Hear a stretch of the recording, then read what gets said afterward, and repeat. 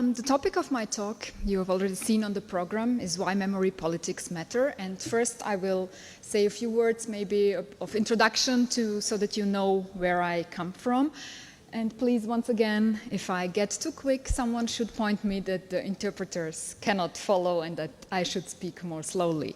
Please help me with that so that neither they nor you are suffering with me being too quick, which happens because we are going to speak about the war in former Yugoslavia as well, and sometimes I get too quick about that, so bear with me. I wrote my PhD on the war on memory in the former Yugoslav context, on one museum in the broader context of Croatian and former Yugoslav memory politics. Then I went on to compare this one case study of former Yugoslavia and Croatia with 10 memorial museums and asked how they changed in the course of EU accession talks in order to appear EU ready to prove their so-called Europeanness.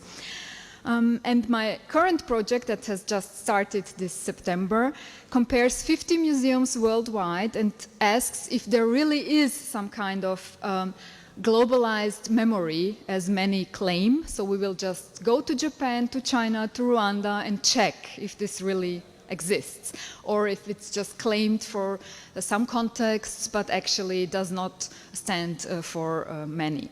So museums are my main topic, and today I will try to argue or to offer you some comparison, some comparative perspectives, because as you can see from my projects, I'm really convinced that comparison matters and can be insightful. So on the one hand, what I will offer today are some perspectives on former Yugoslav contexts, war on memory, and maybe you will find that insightful and helpful, I hope very much. But on the other hand, I'm sure that I will profit from the comparison of all the case studies you will bring and talk about later. So at least from this perspective, I'm sure that I will profit. I hope you will as well from my participation. Thank you again for having me here. So my hypothesis to start off is that the civil war in former Yugoslavia was not only a war about economic issues, about different understanding of center periphery, but also to a very strong degree a war on memory. You see here a picture taken at the Jasenovac concentration camp site. This was a death camp run by the Croats in World War II, run by the so-called Ustaša in the so-called independent state of Croatia. And this photo from '95 is when this memorial ground is being taken back by the Croats. So it has been on the territory of Serbs in Croatia, on the occupied territories until '95, when it was taken back. And this photo taken from a Croatian newspaper very well demonstrates, I would argue, the militarization of discourse, but also how much Jasenovac, this site from World War II, was at the core of this, what I call, war on memory. So what I'm planning to do today is to discuss along the lines of this case study of Yugoslavia and the Yugoslav wars, both first in World War II, just in a few sentences, and then in the 1990s, to discuss this case study in the broader context of post-communist re-narration of history after 1989, interwoven with the theoretical implications. So I hope that this works best to have theory and the empirical case study interwoven here. So let's start with just a few basics so that you can see in how far this connects to what you have been working with. After the occupation of Yugoslavia in 1941, there was a civil war on the territory of former Yugoslavia. So the country was ripped apart. There was the so-called independent state of Croatia, which was actually a Nazi and fascist satellite state, and there was a civil war. So besides the Nazi and fascist and allied war, there was a civil war taking part between the Croatian Ustaša, this is Ante Pavelić, the leader, the Serb royalist Chetnik, and the Tito partisans. And this civil war was very much fought on the back of the civilian population who was in between all the militant parties. Also for Croatia, it is again important to mention that in contrast to the others, this was a regime, a state that was running death camps on their own, which is a very rare example of non-Nazi camps during World War II. So the Tito partisans were also after 45 had a special role because they had liberated most of Yugoslavia on their own in 44 and 45, which gave them a way stronger position compared to other states who later became parts of the Soviet Union or were behind the so-called Iron Curtain. But this does not change anything about the fact that even during the war, but especially after 45 and after the break with Stalin, when Tito broke with Stalin in 48, they installed a system of purges and also of camps, like this Goli Otok camp in 49, where especially people were imprisoned who were allegedly too Stalinist after the break with Stalin. So Tito tried to introduce his own form of communism, as you, I'm sure, know. For memory politics, this means that after 45, after the civil war, the narrative completely changed and was transformed into one of so-called brotherhood and unity, bratstvo и jedinstvo, whereas the taboos, the civil war itself, the mass murder committed by the Ustasha and by the Chetnik was not discussed. So what Tito and his memory politics and the Communist Party in Yugoslavia claimed was that there were victims equally from all Yugoslav republics, Serbs, Croats, Slovenians, Montenegrinians. They just claimed that every nation suffered, and on the same time, on the other hand, they claimed that there were perpetrators, equally criminal perpetrators from all the nations, completely blurring and leaving out that some had a state and regime, were running death camps, while others were just collaborating with Nazis. So this part of the narrative went that perpetrators were Ustasha, Chetnik, Slovenian home guards, so every nation was considered as equally having been participated in the perpetratorship. This meant that this whole aspect of ethnic cleansing, of mass murder, could not be dealt with, was not confronted in Yugoslavia. And I think this might be familiar. So the idea of brotherhood and unity was, on the other hand, contrasted by the fact that the biggest death camp, Jasenovac, only became a memorial in '66. So up to 100,000 people were killed here. The numbers are a big issue in the former Yugoslav context, but today we know that it's up to 100,000 victims that were killed here. And there was nothing from 45 until 66, 68, when the museum opened, to memorialize that, because it was such a difficult site. Ustasha had killed here Serbs, Roma, Jews, political prisoners, and this didn't fit the brotherhood and unity narrative. So only in the liberal 1960s it became possible to tell this story at all. At the same time, nationalisms emerged, especially from the Croats and from the Serbs. It was the later Croatian president Tudjman who participated as historian from the 1960s in rewriting history in a more nationalist manner, but in the 60s this was still very limited because it stayed in the frame of the communist narration. Of course, as in all the non-democratic states, there was a very strong cult of personality, a Tito cult,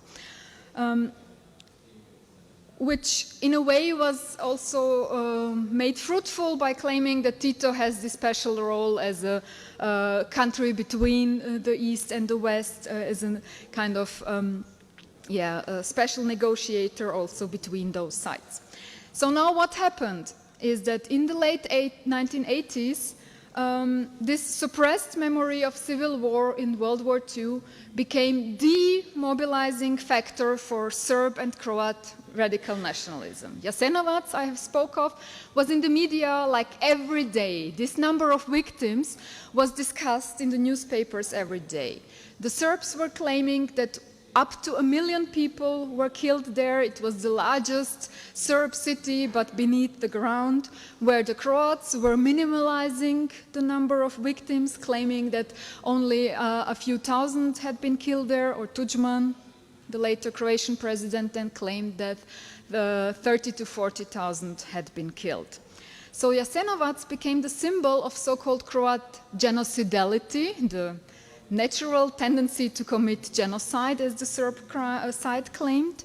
And this was, during the mobilization for the war, used as an argument that allowed basically everything. So it was like, in order to prevent a second genocide against Serbs, the Serbs argued that they must act, that they must prevent this, and that was the way of legitimizing. Whereas on the other side, the Croats connected the authoritarian ideas with church, the role of the Catholic Church, and with minimalizing the crimes committed by the Croatian Ustaša, and argued then in 1990 that the Ustaša state had been a milestone towards Croatian independence. We have that in Slovakia as well, with the idea that in some parts of the Slovak society that the Tiso regime, the Nazi collaborator regime in World War II, was a milestone on the way to Slovak independence. So the point here that I'm trying to make is that this unconfronted past in the Yugoslav period and the dictated historical narrative of brotherhood and unity that left everything out that might be considered problematic, left out all the gray zones, that this was partially responsible for the war in the 1990s. So this is one way how memory politics is crucial, because if it's asserted in this way, so far away from historiographical research, then it can be used as a bloody mobilizing factor. Okay, now let's have a kind of theoretical reflection following from that. So memory politics is a public construction of the past for identity building purposes. What does this sentence contain? It's a construction. There is historiographical research on the one hand, on the other there is this memory politics. So it's about choosing several events from an endless number of historical events as constitutive for current identity politics, choosing them as the historical truth. You know, if we imagine the line of historical events as an endless thing, then which elements are chosen as meaningful in which period, by whom, is very crucial for memory politics. So we can say that every memory construction is to some degree an instrumentalization, because we pick only those parts from our history that we deem meaningful at the moment. But, of course, there is a difference between memory politics in an authoritarian and a democratic society. There is a difference in the relation between the state of the art of historiography and memory politics. Also the question arises, how free is historiography to write what the state of the research is, or how far is it screwed into memory politics functioning? And of course, the most relevant thing here is how the dominant narrative about the past is asserted. If we assume that state actors have the power to dominate the discourse, it depends on the art of the society and the regime and the state we are in, how this dominant narrative is asserted. And this makes a huge difference if this is done by censorship, by taboos, by violence, by putting opponents into prison, or if it is asserted simply by having more access to media, having more money to finance one's own narrative as the dominant one. we can see currently in Central Europe that this is not clear where we are standing at the moment. Some of you might have followed closely the developments in Poland and Hungary. It's not clear where this is going, because at the moment there is a very authoritarian touch to the developments in those two countries.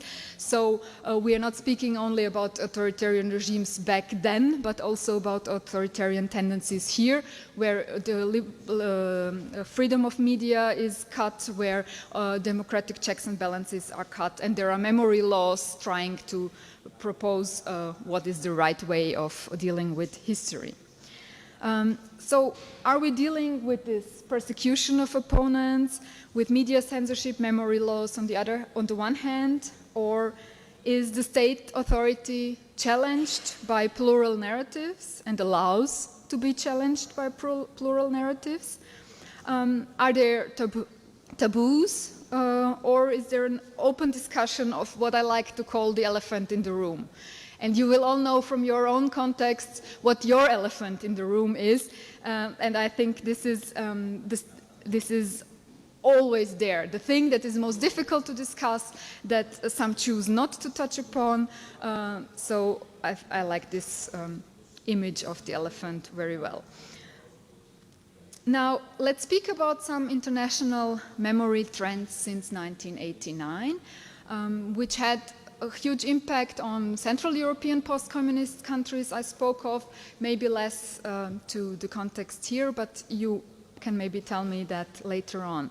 One idea that started in the US and became very prominent also then in first Western and then also Eastern Europe was the universalization of the Holocaust, which I don't introduce as a kind of normative concept we should follow, but something that obviously took place and we need to deal with that. So the idea that the Holocaust is a negative icon of our era, that there is a moral imperative to respect human rights, that it's not enough not to be a perpetrator, but that we also have a responsibility to prevent crimes, as something being discussed especially after the year 2000 as a new development.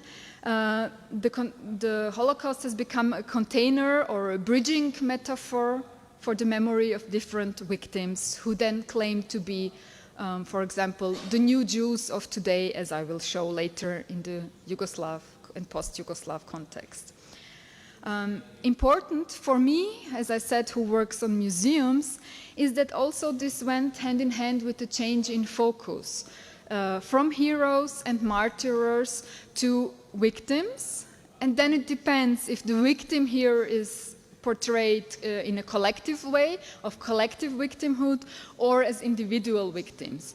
Both tendencies exist and are present today. In Europe, this first has had an impact leading to something Tony Judd has called the Europeanization of the Holocaust, meaning that Holocaust was understood as a negative founding myth of post-1945 Europe. The idea was that the European Union is lacking an identity, a founding narrative, and so it was claimed that a better Europe was constructed on the crematoria of Auschwitz. Which I found very problematic because, of course, in a way it's also making sense out of the Holocaust, claiming that at least many people died, but we built a new Europe on the crematoria of Auschwitz. And also, this went hand in hand with the claim that we must prevent a new Auschwitz in Kosovo, for example.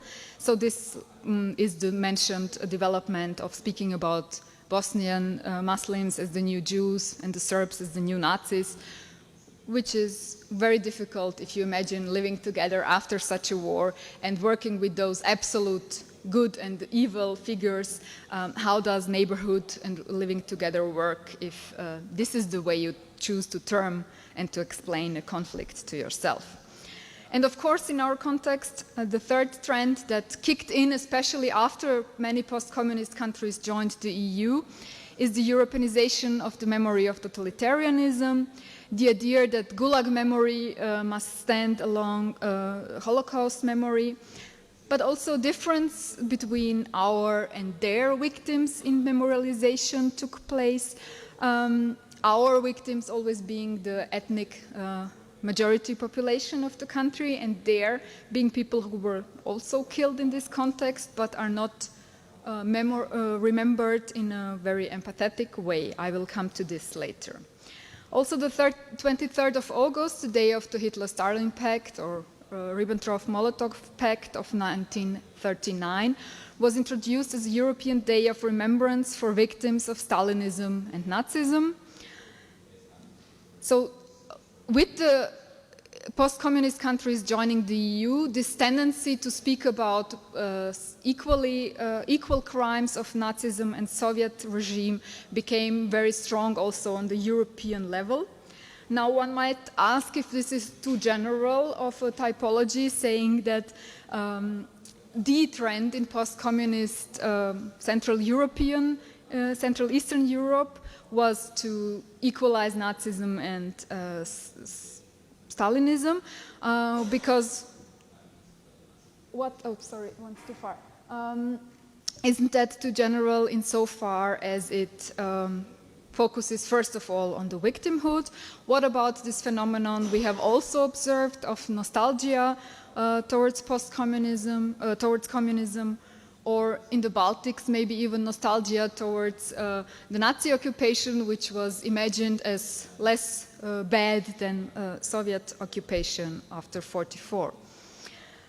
So if we want to ask if this is too general, then we can introduce categories that Stefan Troeps developed on different types of post-communist memory politics.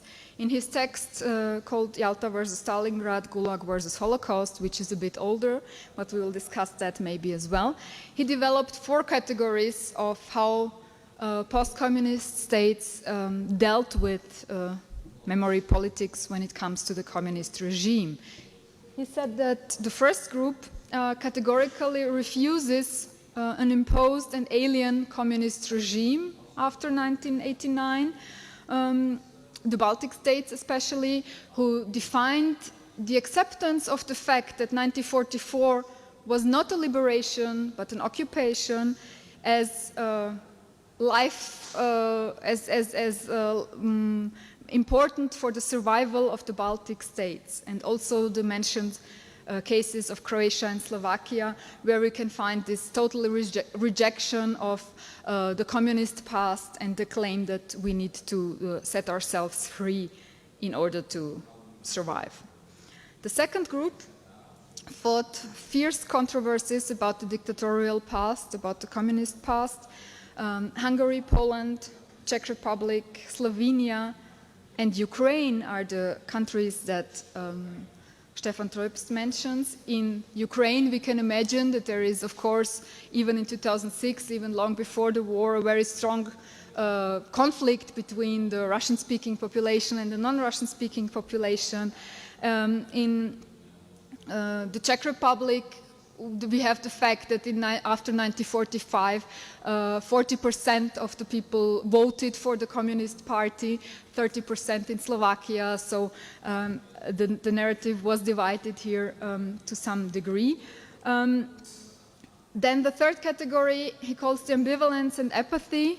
On the one hand, stressing that yes, the value system that was imposed by communism was alien, but on the other hand, speaking about the modernization, here Troeps gives the example of Bulgaria, Romania, Albania, and Serbia.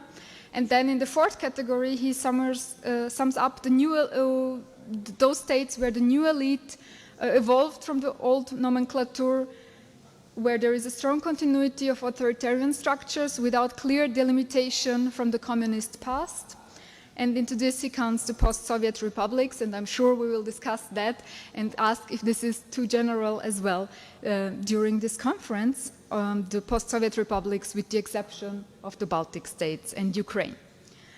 So even when we look at the post-communist states, even at the Central Eastern European post-communist states, it's quite obvious that putting them all into one certain category does not work so well, and we need to differentiate here as well.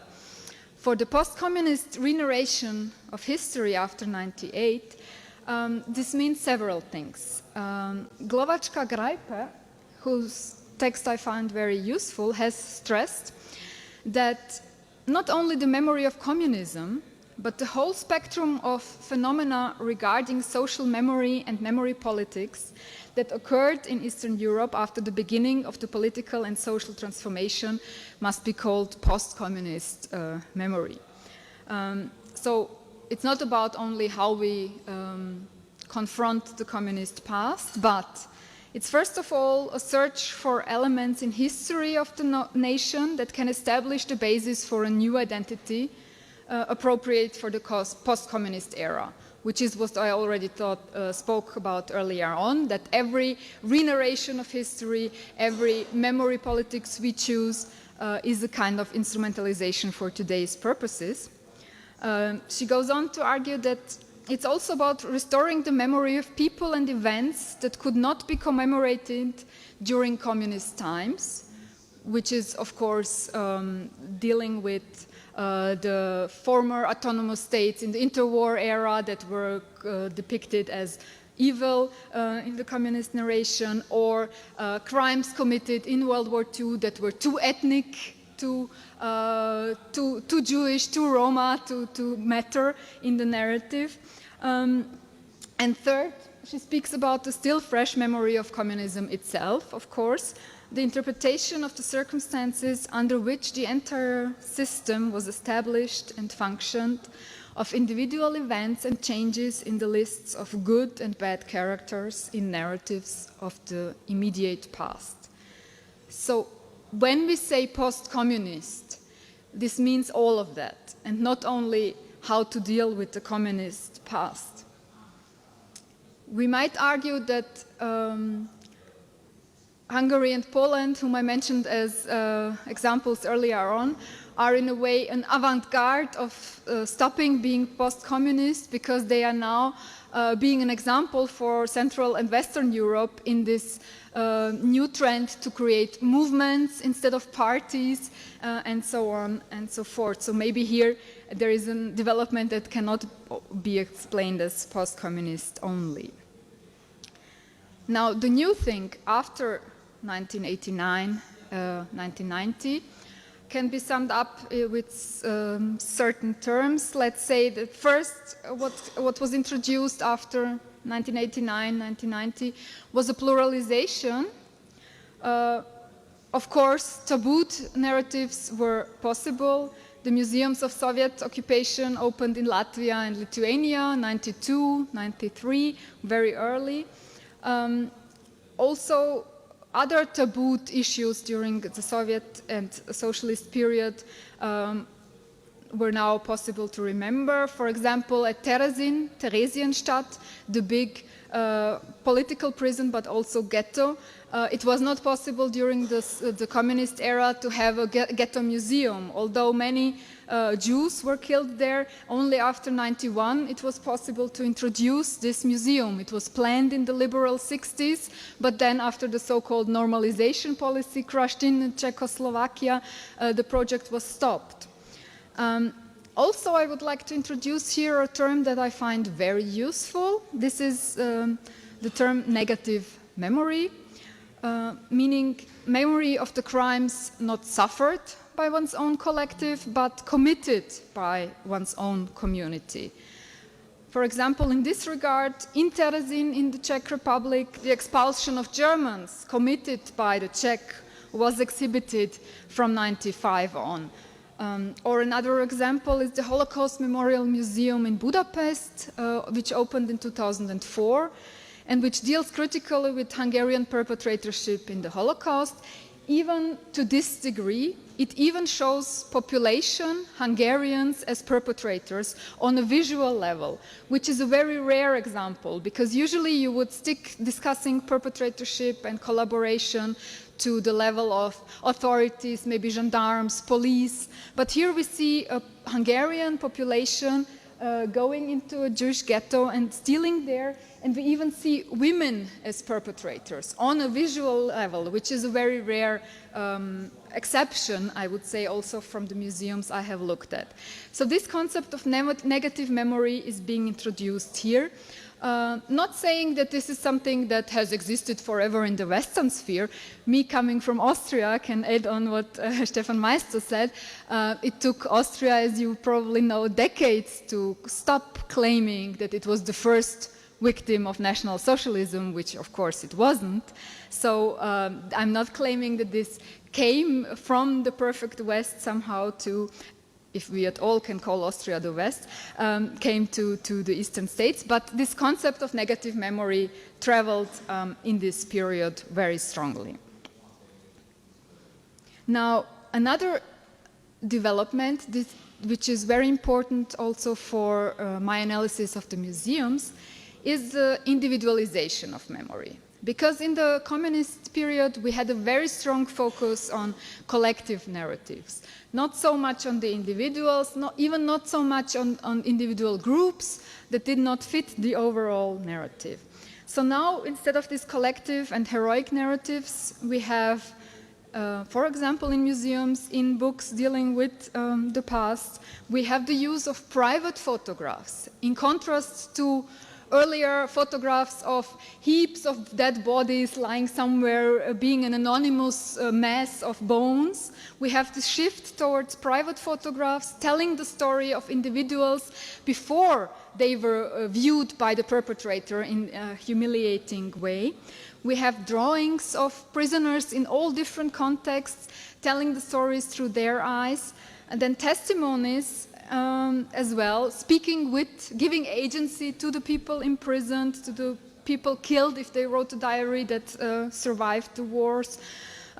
We have all those elements of normal victims, so-called normal victims and survivors, in contrast to the heroic few, mostly male portraits we might have had earlier on.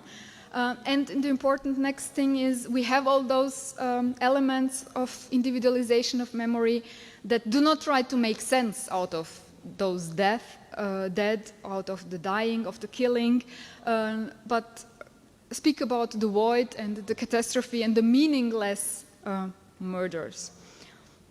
Now, in the post-communist museums I have looked at, I have already mentioned it, we have this very strong equalization of Soviet and Nazi crimes. Usually the museums start off with some kind of introductory element, like here in the Tallinn Museum of Occupation in Estonia, or here, this is the Hungarian Arrow Cross, the symbol of the Hungarian Nazis, the Arrow Cross Party, equalized with the star, with the communist star, or portraits of Hitler and Stalin montaged next to each other.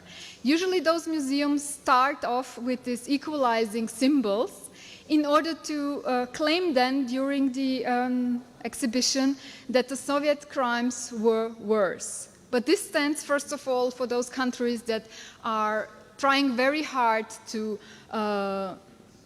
establish the fact that the Soviet occupation was a huge crime. They even go so far to claim that it was worse than the Nazi crimes, because the Nazi occupation, for example, of the Baltic states, they claim was not so bad compared to the Soviet. The interesting thing when we look at the exhibitions is this already mentioned focus on our victims. What does that mean, for example, here in the Museum of Occupation of Latvia? We have this individualization. We have over 300 elements from individual victims and survivors, like this wooden piano, where during the guided tour we get the name of the guy who built this piano. We get the story full of empathy of how this is not a real piano. You cannot really make music on it, but the piano player used it in the prison to practice on that. So those individual stories are introduced in a very empathetic way.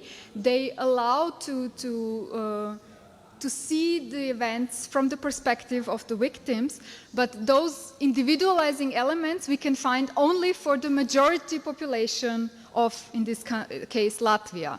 So only the victims of communist crimes are here portrayed, whereas, for example, Jewish victims of the Holocaust are only shown through the eyes of the perpetrators. We have this humiliating picture of Jewish women only minutes before they were murdered, forced to take off their clothes. This is displayed in 2-meter size, reproducing the gaze of the perpetrators,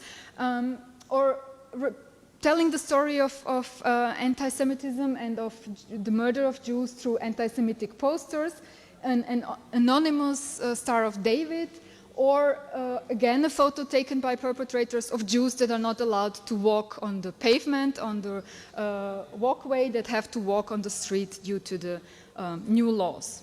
Now, this difference in how which victim group is portrayed in the museums, I thought was very interesting. Also in the case of the Museum of Genocide Victims in Vilnius, opened in '92, and genocide victims here means the victims of Soviet crimes, although there was first the NKVD torturing people here, then the Gestapo, the Nazi Gestapo, and then the KGB. So this house has a long history of prison and torture. But the genocide here in this name of the museum, which was renamed only last year into Museum of Occupation, meant these victims of Soviet crimes. And they, in this museum, completely avoided questions of Lithuanian perpetrators of any kind and collaborationism. From the museum opening in '92 until in 2011, a tiny room was opened in the cellar where also Lithuanian perpetrators were mentioned. And there is a phenomenon that is very typical for this Baltic context, is that even Nazi collaborators were portrayed as heroic victims if they were later persecuted by the Soviets. So no matter which crime you committed while you were participating in perpetratorship, at the moment you become a victim of the regime that is really here portrayed as the big evil, you become an innocent victim. Also in this museum we can find this phenomenon that the dominant, the majority population, in this case the Lithuanians, are portrayed with private photographs that are contrasted with mugshot of state security. So we see also what the persecution does with the person, how they change. We have this contrast, we have these individualizing stories and short biographies, whereas with the other groups we have anonymous masses, we have sentences like Jews transported to concentration camps. Of course, a photo cannot show how they are transported to several camps. It's like overgeneralizing anonymous narrative here. Also for the Roma victim group, this is even worse, I would say. So the Baltic museums do not deal with the Roma victims who were killed during World War II as well, whereas in other museums, Roma are portrayed in a horribly, maybe even racist cliché way, anonymous through perpetrator pictures, repeating every single cliché you have in your mind about the so-called gypsies, about the Roma. So let me return back to former Yugoslavia in the last part of my presentation, because we were now speaking of re-narration of history in the so-called, let's say, usual, common, normal, former post-communist context. But what happens to memory when there is a literal war on memory, as in the case of former Yugoslavia? You still remember this picture? We can say about Jasenovac, the site of a concentration camp, that it was devastating during the war, and the Serb party and the Croat party, they still fight about who devastated it. So the ones blame the others and the other way around. Anyhow, it was a museum official who packed the materials from this camp memorial museum in his car and took off with it in order to rescue the materials, but they were then employed for a Serb narrative of a Serb victimhood and way too many victim numbers in this context. This material traveled then to the US Holocaust Memorial Museum and then from there back to Croatia. So this is a very rare story, but so 70% of the materials were saved here because one guy put it into boxes and drove away with it. And then it made a way around from the US back to Croatia. And there was nothing except this flower memorial from '66 there after the war. So when I went there in the early 2000s, we were even not sure if it's safe to walk there because there were mines all over this region. So there was nothing there because, again, in the new independent Croatia after 1990, under Franjo Tudjman, the Croatian president, Jasenovac did not fit well into this narrative of the Ustaša state of World War II as a milestone towards Croatian independence. Then during EU accession talks, and this is a very interesting story, I would say, when Croatia had trouble joining the European Union because the EU was claiming that they are not extraditing an alleged war criminal from the war of the 90s, they opened an exhibition here in 2006 that very strongly claims to be part of European cultural heritage, claims that it's about learning about the history of a nation that has actually always communicated with the world and Europe, that we want to be part of the modern European education and museum system and follow the framework we get from the institutions dealing with these topics, and then literally that the exhibition is about internationally recognizable, and it should be internationally recognizable and in the context of international standards. So this is a typical example of the exhibition for proving Europeanness, for proving European standards. It is a dark room that was installed here with victim names written in white letters. It looks basically the same like the Holocaust Memorial Center in Budapest, which opened weeks before Hungary joined the EU. I will not go into details here. It has anyhow a very strong focus on the individual victims. I think this is a crucial part of how to tell the story, but if it's the only part, then very much is missing. Then you don't address the idea why the Croats were running death camps on their own and not the Nazis. The perpetrators are only mentioned along the way. We just see Ante Pavelic. So the focus on the individual victims also in some cases can give you an easier way to tell the story. They are introduced here by name, but the question is in how far is it an example for this negative memory if there is no explanation why there are the specifics, the death camp run by Ustaša, and why the Croat Ustaša chose to murder the Serbs in such great numbers. Now let me, in the very last few minutes, return to this idea of the new Jew of today and the new Nazis of today, because this was very strong as an interpretation scheme after the war in Bosnia, after 95.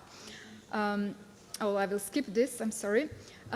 Let me introduce at the end a few ways how Bosnian cities and institutions have started now to confront the past of the war that lasted from 92 to 95 in Bosnia and Herzegovina. Since 2016, so only in the last 3 years, several museums opened that tried to tell the story of the war of the 1990s. And the most interesting thing is they are all completely different from each other. I'll come to the details in a second. So on the one hand, they deal with the siege of Sarajevo, the city surrounded by Bosnian Serbs from 94 to 95, I'm sorry, the figure is wrong. And they also deal with what was ruled now by the International Court genocide, the Srebrenica mass murder. In the Museum of Crimes Against Humanity and Genocide in Sarajevo, they apply, on the one hand, the pedagogy of horror. What do I mean by that? They show horrifying pictures of an excavated unborn baby in a split belly, anonymous bodies, children's corpses. I will not show you these pictures because I think that this pedagogy of horror is this idea to overwhelm the visitors is not so much state of the art today. There is a new trend to portray, to show those pictures, if at all, then in a way that you need to somehow walk behind something or stand on your toes or try to make an effort to see those pictures in order to stress that they are now not normal pictures. In this case, they are all over the museum, and they completely draw attention away from those also existing individualizing objects and stories. So the demonization of Serb perpetrators, who were of course the criminals, no doubt about that, but they are portrayed as monsters lacking any humanity, and then you don't have to make the effort to explain in political and historiography terms how it comes that human beings did that. If you portray them as monsters who slit bellies and take the baby dead bodies out of it, then you don't need to bother with explanations of factual development of how human beings can do that. The other thing they do in this museum is that they say that in the first exhibit we have, they claim that the crimes committed in Prijedor, a town of Bosnia, it was the first time since the 1939 Nazi decree for Polish Jews to wear white armbands with the blue Star of David, that members of an ethnic or religious group were to be marked for extermination in this way. So the first exhibit you have in this museum claims, look, they, the Serbs, did to us what the Nazis did to the Jews. And it's not a Bosnian Jew portrayed here, it's this Polish Warsaw ghetto image that is so universalized that it counts as the negative icon of our era. My second out of 3 examples is the War Childhood Museum in Sarajevo. It takes a completely different approach. You can see here objects that belonged to children who were entrapped during the war, during the siege, the surroundings of Sarajevo, and they combine one object with one individual story. Like in this case of this metal plate, they say, this boy says, one of my favorite rituals during the war was making ice cream. I would sometimes receive cocoa or powdered juice in humanitarian aid. I would mix these powders with water in this little metal tray and place it in the fridge, if there was electricity. When it was not shelling, when they were not bombing us, it means, I would enjoy my ice cream on our apartment's balcony for hours on end. So through this individualizing stories, they managed to tell so much about the war in a way that clearly evokes empathy with them, and to explain so much about what war meant that I really like this approach. The third and last, oops, I will skip that. The third and last example deals with Srebrenica in '95, where, as you all know, about 8,000 Bosnian Muslim men were murdered by the Bosnian Serbs. This is how the memorial center looks like. This is older already. It's from 2003 when the burial ceremonies started. But they have now, I will skip this, they have now introduced in 2017 a new permanent exhibition, a really huge exhibition that tries to explain the Srebrenica genocide in the context also of the failure of the international community. It is located at the site where the UN troops were stationed. It keeps the graffitis from the UN soldiers, even if they say that they are sexist and racist, some of the graffitis, but they want to preserve the locality where this all happened. Srebrenica Museum avoids a clear parallelization with the Holocaust or the Jews, even where one could accept it, like in this translation, it's not translated into death march, which would be then equalizing with the death marches of Jews. And the individualization of the victim is very strong. So you get the story of certain people, they accompany you from room to room, and you learn what happened to this particular family, to this particular boy in this case, and his mother who was looking for him. A very strong element that is in a way profiting from the older museums, from World War II museums and memorial museums, is dealing with the void, the emptiness, the senseless losses, and not making sense of martyrdom. They don't claim that the Bosnian Muslims fell for independent Bosnia or whatever, but just speak about the losses and the void that is there. Let me come to a conclusion. So, instead of the old collective victimhood narratives or heroic narratives, I would like to make strong the concept of so-called integrated history, as Saul Friedlander has introduced it. He says that we need those individualizing stories, the private photographs and the drawings. We need on the other hand, the individualized perpetrator stories, because otherwise we are making our lives too easy. And of course, we need the exact historical context without demonizing analogies that just continue hatred and demonization. And negative memory is useful because it's about including delicate questions of complicity and perpetratorships and about the gray zones. Everything that is not black and white, but too complicated. And those challenge authoritarian taboos. Now one can say, yeah, but why should we start with negative memory? Why don't they start? They committed the bigger evil, but we all know if everyone is arguing that way, we don't get very far. And the third thing, I would like to argue that memory politics is crucial.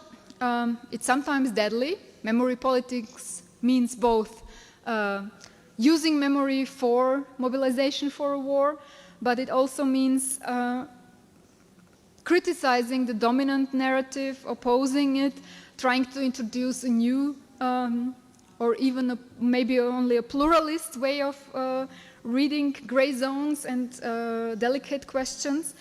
But it's on us individually to choose which form we want, the one that goes for the gray zones and for the difficult questions. Of course, taking into consideration that we are not always free to choose, because if the restrictions are too strong, then it might even be dangerous, if not only complicated. Thank you very much.